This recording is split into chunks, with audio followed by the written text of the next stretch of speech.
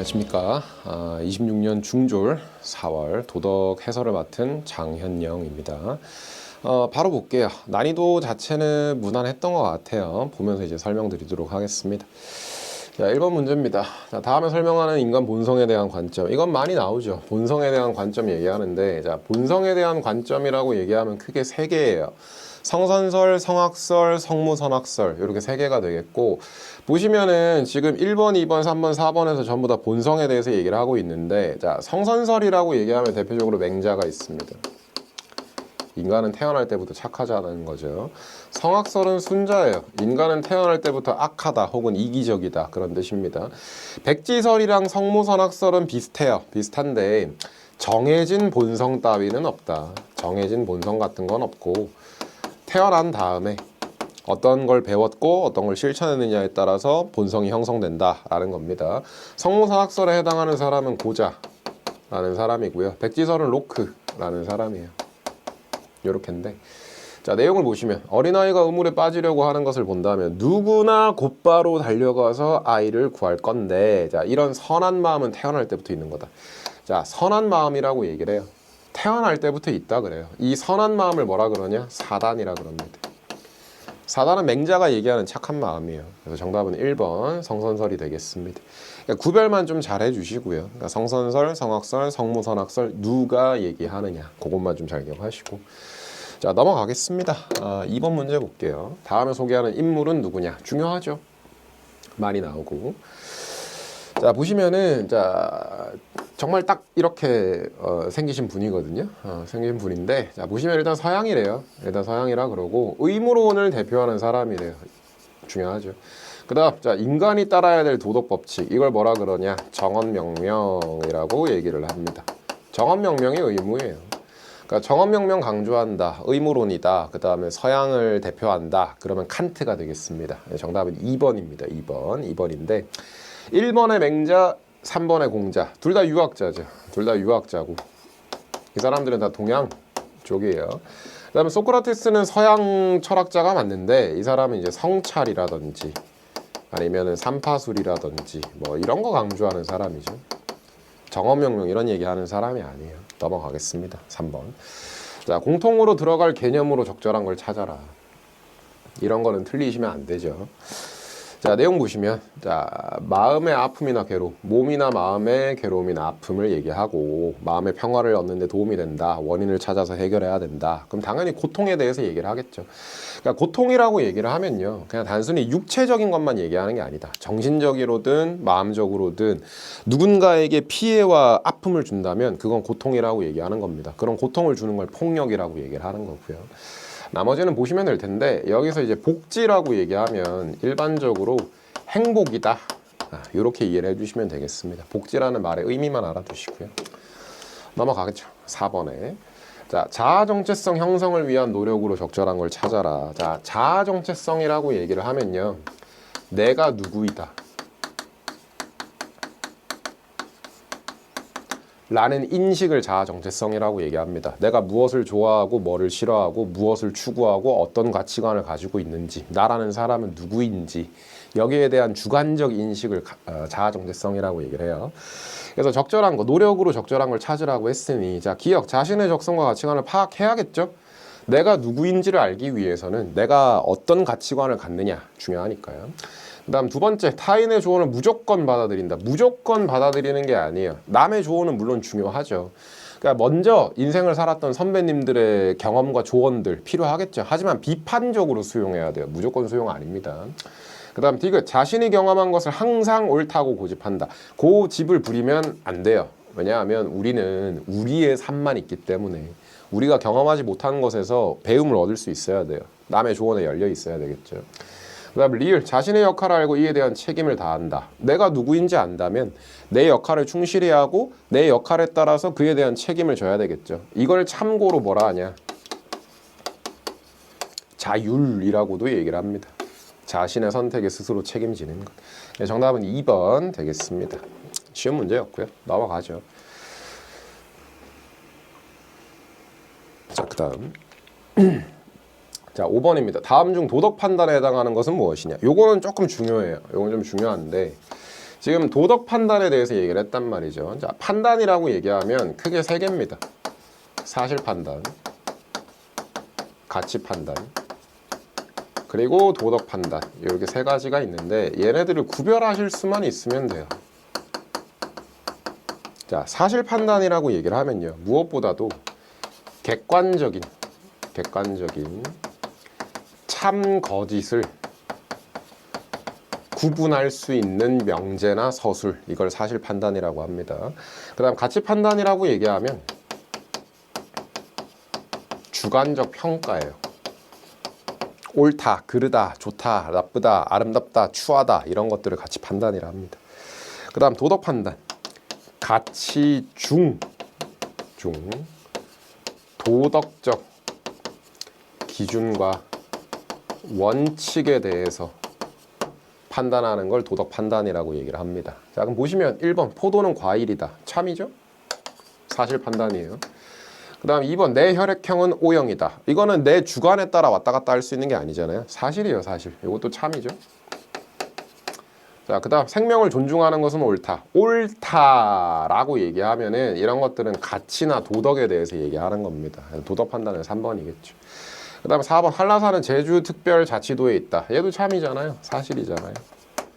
그래서 나머지는 전부 다 사실 판단인데 3번만 도덕 판단이 되는 겁니다. 구별만 하시고요. 자, 넘어가서 6번. 자, 표에서 행복을 위한 좋은 습관을 형성하는 방법으로 적절한 걸 모두 찾아라.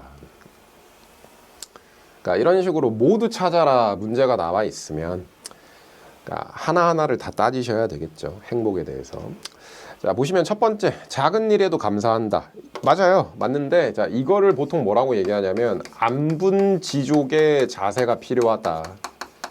그러니까 만족이 중요하다. 그런 뜻입니다. 그다음 두 번째, 자기 행동의 옳고 그름을 성찰한다. 얘도 맞겠죠. 그러니까 내가 무언가를 잘못했는지, 무언가는 부족한 게 없는지, 무엇을 개선해야 될지, 이런 것들을 알아야지 행복에 기여할 수 있겠죠. 그다음 세 번째, 조금이라도 어려운 일은 무조건 피한다. 이게 아니죠. 그러니까 인생을 살다 보면 어려운 일들이 많잖아요. 시련들이 있을 텐데 거기에 무조건 회피하고 도망가기만 한다면 행복이랑 점점 멀어지겠죠. 도전하는 자세가 필요하다. 그래서 첫 번째랑 두 번째 표시한 D가 적절하겠습니다. 4번이 정답이고요. 자, 7번. 다음 중 화목한 가족을 이루기 위해서 가족 간의 바람직한 소통 태도다. 그러니까 소통 태도 관련해서 대화를 얼마나 잘할 거냐, 얼마나 관계를 잘 끌어나갈 거냐, 그것만 이제 잡으시면 되겠죠. 자, 1번에 대화 중에 상대의 말을 끊는다. 이런 거 하면 안 되겠죠. 자기 말만 하고 싶고 자기 의견만 내세운다. 그럼 대화가 제대로 될 리가 없죠. 두 번째, 불평이나 잔소리를 많이 한다. 이렇게 되면 불만이 쌓이고 대화가 단절되겠죠. 3번, 일방적으로 내가 하고 싶은 말만 한다. 당연히 안 되겠죠. 대화가 안 될 거예요. 4번, 상대의 말에 집중하고 공감한다. 집중하고 공감한다. 경청해라. 이해해라. 공감해라. 그러면 대부분의 인간관계 문제는 해결되죠. 4번이 정답입니다. 자, 넘어갈게요. 8번. 자, 다음에서 강조하는 덕목으로 가장 적절한 걸 찾아라. 자, 친구 관련된 건데 이런 것들은 특히 이제 한자어들, 사자성어들 이런 것들 나오기 때문에 그러니까 이런 사자성어들을 보시고 의미를 정확하게 아셔야 되는 건 아니지만 어떤 거랑 관련되는지 그건 아셔야 돼요. 자, 붕어유신 유명하죠. 붕어유신 유명하고 유학에서 얘기하는 오륜 중에 하나가 붕어유신이 됩니다. 친구 사이에는 믿음이 있어야 된다는 뜻이고, 그 다음 교우이신, 요거는 이제 화랑도 세속 5개 중에 하나가 이제 교우이신이 될 텐데, 친구는 믿음으로써 사귀어야 된다. 이게 교우이신입니다. 그러면 둘 다 강조하는 내용은 뭐겠어요? 친구 간의 믿음이라든지 신뢰라든지 요걸 강조하는 내용이겠죠. 그래서 정답은 1번이 될 텐데, 자, 이거랑 관련해서 친구 간의 관계를 설명하는 말들이 있어요. 여러 가지가 있죠. 뭐 금난지교도 있고 관포지교도 있고 여러 가지 말들이 있는데 그런 말들이 나왔을 때 이제 우정을 얘기하는지 어떤 걸 얘기하는지 그것만 구별하시면 되겠습니다. 자, 넘어갈게요. 9번. 자, 다음 중 청소년기에 바람직한 성윤리로 적절하지 않은 것. 이런 거 나오면 항상 표시하시고. 자, 성윤리예요. 성윤리이고 청소년기에서 어떻게 해야 될 거냐. 자, 1번 양성평등 의식 가져야 된다. 당연하겠죠. 그러니까 가부장적인 자세를 가진다든지 남녀 차별적인 인식을 가진다든지 그러면 안 되겠죠.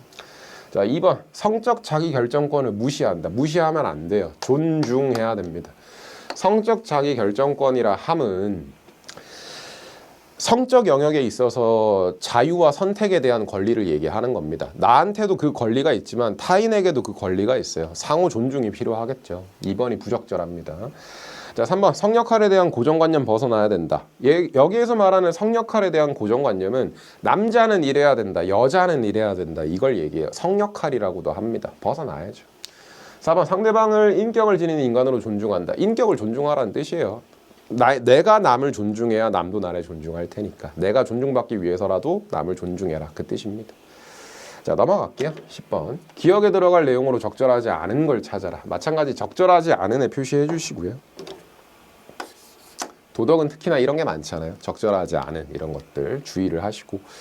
자, 아파트 공고문 이웃을 위해서 뭘 해라 뭘 해라 뭘 해라. 그러면 자, 이웃 간에 화목하게 지내기 위해서 우리는 대부분 공동주거 형태에서 살고 있으니까 그러면 이웃 간의 갈등을 피하고 이웃과 화합하기 위해서 적절하지 않은 걸 골라라, 그 얘기죠. 주차구역 지켜야 돼요. 아파트나 빌라에 살다 보면 주차 공간 때문에 많이 싸우잖아요. 지켜야겠죠. 2번 분리배출 철저히 해야 된다. 너는 왜 분리배출을 안 하니? 분리수거 왜 안 하니? 왜 배출 날짜를 지키지 않니? 싸울 수 있잖아요. 자, 3번 외출 시 반려동물 목줄 착용시키기. 반려동물 무서워하는 사람들도 있어요. 그 사람들을 위해서라도 안전을 보장해 줘야겠죠. 그 다음 4번 안 쓰는 물건은 공용복도에 방치한다. 공용복도예요. 내 공간이 아니에요. 같이 쓰는 공간이에요. 이게 분쟁의 원인이 될 수도 있겠죠. 적절하지 않겠죠. 4번이. 넘어가겠습니다. 이런 거 틀리시면 안 되고. 자, 11번 학생의 일기. 밑줄 친 기억 리을 중 친환경적인, 환경 친화적인 행동으로 적절하지 않은 건. 자, 적절하지 않은 이에요. 자, 그럼 보면 기억, 수돗물을 계속 튼 채로 양치를 하고 이러면 안 되죠. 물 아껴야 됩니다. 물 아껴야 돼요. 기억이 정답이죠. 자, 니은 다회용 컵에 음료수를 담아서 가방을 챙겼다. 그러니까 일회용품 사용하지 말라는 거죠. 적절하고. 대중교통을 이용해 약속 장소로 갔다. 특히 요즘에 뭐 호르무즈 해협이 어쩌고 석유 가격이 어쩌고 그런 얘기 하잖아요. 에너지 아끼라고 하잖아요. 그죠? 그다음 자, 친환경 마크 제품을 구입했다. 친환경 제품, 재사용 제품 이런 것들을 사용해야겠죠. 그죠?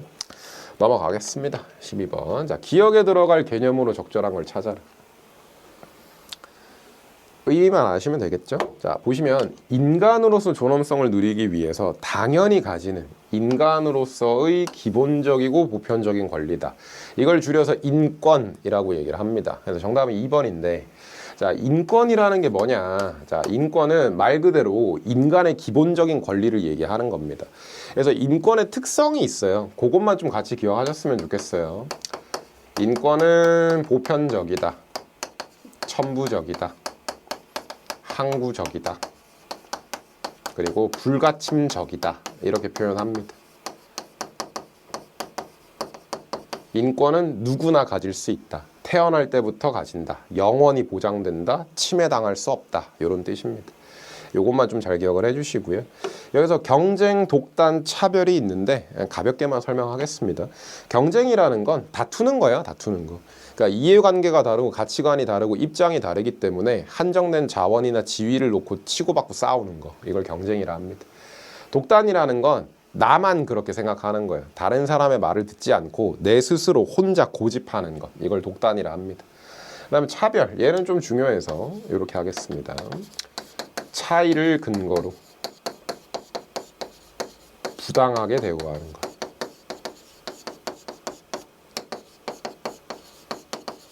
모든 차별은 차이를 근거로 부당하게 대우하는 겁니다. 성차별이든 인종차별이든 종차별이든 상관없어요. 자, 넘어갈게요. 13번. 자, 다문화 사회에서 필요한 자세로 적절한 것. 마찬가지로 외우시거나 그러실 필요가 전혀 없고 내용을 쭉 보신 다음에 가장 말 같은 말을 고르시면 되겠죠. 자, 보겠습니다. 자, 다문화 사회라는 게 일단 뭔지를 아셔야 되는데, 자, 다문화 사회라고 얘기를 하면요, 여러 문화와 인종, 민족이 공존하는 사회를 다문화 사회라고 얘기를 합니다. 그럼 당연히 여러 가지 특성들이 섞인 사회가 되겠죠. 그러면 그 사회에서는 존중, 이해 이런 것들이 필요할 겁니다. 그래서 1번 문화적 다양성을 존중한다. 적절하겠죠. 1번이 정답이고요. 2번 자기 문화 항상 비하한다. 비하라는 건 깎아내린다는 거예요. 그러면 안 되겠죠. 자, 3번. 다른 문화를 비판 없이 동경한다. 얘도 안 돼요. 비판 없이 동경할 수는 있겠죠. 근데 비판 없이 하면 안 된다. 4번. 자기 문화만 우수하다고 주장한다. 자기 문화만 우수하다고 주장하면 안 됩니다. 자, 요거랑 관련해서 뭘 기억하셔야 되냐면 다문화 사회와 관련된 태도가 있어요. 태도가. 무슨 태도가 있냐. 문화 상대주의적 태도가 필요하다. 이렇게 얘기합니다. 자, 문화 상대주의적 태도가 뭐예요? 평가하지 말고 이해해라. 다른 여러 문화를 이해하고 존중해라. 이걸 상대주의라고 얘기를 합니다. 근데 2번하고 3번을 보시면요. 자, 자기 문화를 비하하거나 혹은 다른 문화를 동경하는 걸 우리는 일반적으로 뭐라 그러냐? 문화 사대주의적 태도다라고 얘기를 합니다. 다른 문화는 높이고 자기 문화는 깎아내리는 거예요. 사대주의. 그 다음 자기 문화만 우수하다고 주장한다. 이거를 자문화 중심주의라고 얘기를 합니다. 그러면 사대주의든 자문화 중심주의든 다문화 사회에선 적절하지 않겠죠. 상대주의적 태도가 필요합니다. 요 말만 기억하셨으면 좋겠어요. 자, 넘어가서 14번. 갈등을 평화적으로 해결하기 위한 태도로 적절한 걸 찾아라. 갈등은 경쟁이랑 같은 말이죠. 싸우는 겁니다. 싸우는 거. 이해관계가 다르고 입장이 다르기 때문에 싸우는 거예요. 다투는 건데 평화적으로 해결해야겠죠. 폭력을 사용하면 안 되니까. 그러면 기억, 자기 의견만 옳다고 주장한다. 이러면 싸우죠. 안 됩니다. 자, 그 다음 니은, 대화 과정에서 열린 마음을 지닌다. 경청해라, 이해해라, 존중해라. 맞는 말이죠. 그 다음 디귿, 상대방을 이겨야 할 대상으로만 여긴다. 경쟁 대상으로, 적대 대상으로만 여기면 갈등이 더 많이 일어날 거 아니에요? 안 되고. 자, 그 다음 리을, 합리적인 해결책을 위해 함께 노력해야 된다. 적절하겠죠. 이걸 위해서 뭘 하라고 얘기를 해요? 대화해야 된다. 토론해야 된다. 존중해야 된다. 이해해야 된다. 이런 얘기를 나오는 거죠. 요거랑 관련된 개념으로 뭘 얘기할 수 있겠냐. 관용이 필요하다. 요 얘기할 수 있습니다. 나와 다르더라도 인정하고 존중하는 거. 이걸 관용이라고 해요. 그래서 적절한 거는 니은과 리을 3번이 되겠습니다. 넘어가죠. 15번. 자, 밑줄 친 기억이 갖춰야 될 자세로 적절한 걸 찾아봐라. 자, 오늘날 세계 각국은 서로 긴밀하게 연결되어서 영향을 주고받는데 더불어 사는 지구 공동체를 만들기 위해서 우리는 세계 시민이 되어야 된다. 자, 세계 시민이라는 게 뭐냐? 일단 세계 시민이라는 건 세계화가 진행됐기 때문에 필요한 거예요. 세계화라는 건 세계가 하나로 통합되는 현상을 세계화라고 합니다. 우리는 세계화 시대에 살고 있어요. 그러면 단순히 어느 지역의 시민이다 혹은 어느 국가의 국민이다라는 정체성만 가지고 살면은 문제가 있을 수 있다. 그래서 세계 시민이라는 건 국경을 초월하여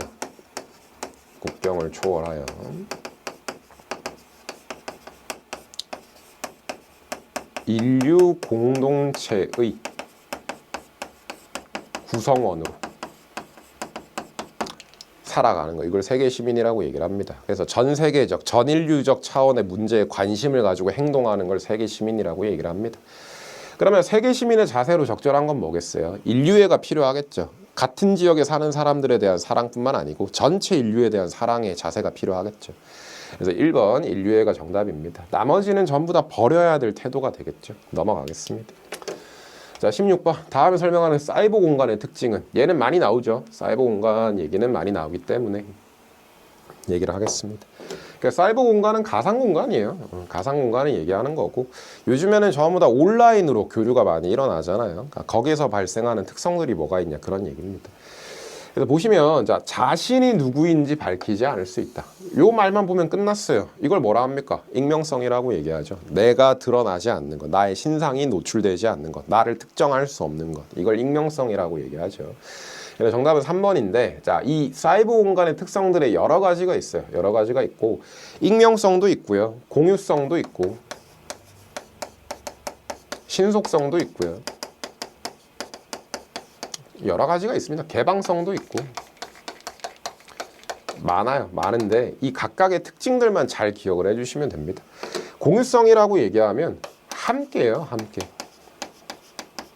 나만 누리는 공간이 아니고 여러 사람들이 같이 한다. 신속성, 빠르다는 거죠. 교류라든지 아니면은 전파라든지 이런 것들이 빠르다, 그런 얘기예요. 개방성, 열려 있다는 얘기죠. 그러니까 여기를 이용하기 위해서 엄청난 조건들을 요구하지 않는다는 거예요. 개방적이고 누구나 접근할 수 있다. 그런 얘기입니다. 그래서 적절한 건 익명성이 되겠고요. 이 특성들만 구별하시면 되겠습니다. 넘어갈게요. 17번. 자, 다음 중 폭력에 해당하는 것은 무엇이냐. 폭력 문제는 많이 나오죠. 자, 폭력의 별표 하나 쳐주시고, 자, 폭력이라는 건 이렇게 이해하셔야 돼요. 뭐가 됐던 간에 폭력이라는 건 타인에게 고통을 주는 것.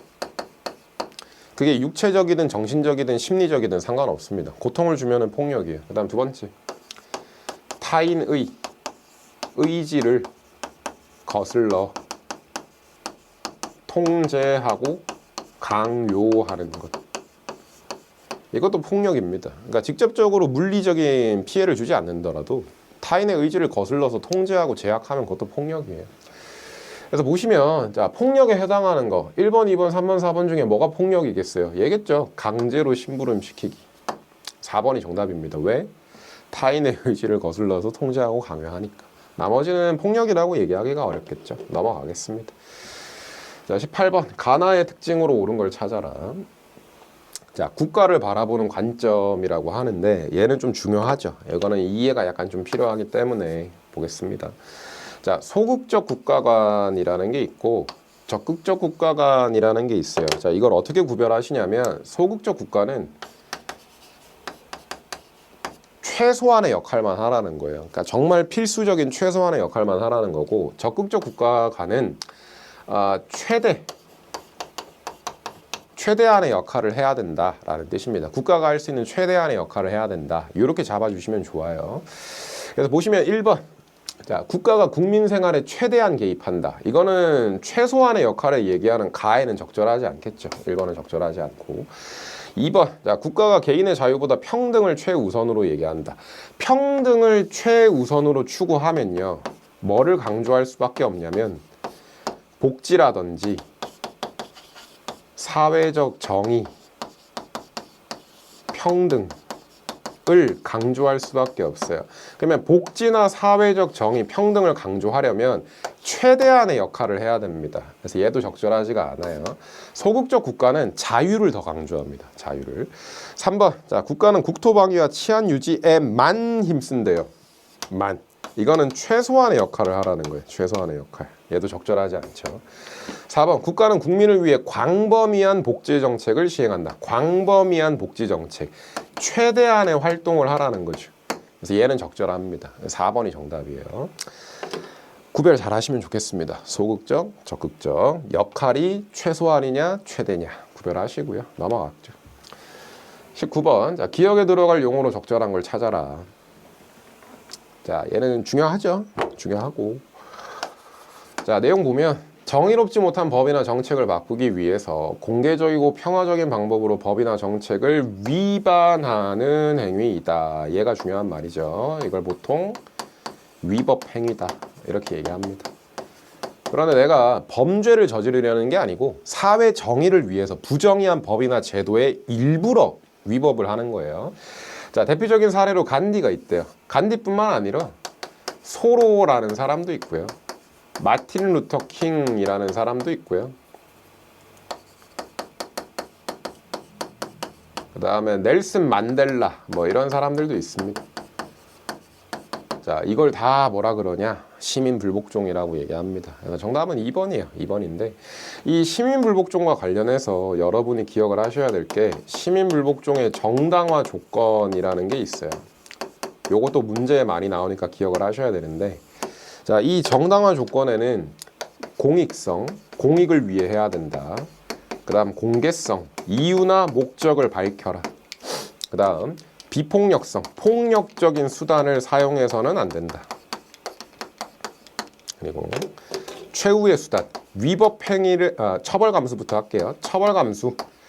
위법 행위를 저질렀다면 책임을 져야 된다. 그 다음 최후의 수단, 합법적인 노력 후에 마지막으로 신중하게 시도돼야 된다. 이거를 이제 시민불복종의 정당화 조건이라고 얘기를 합니다. 요거까지 같이 기억하셨으면 좋겠어요.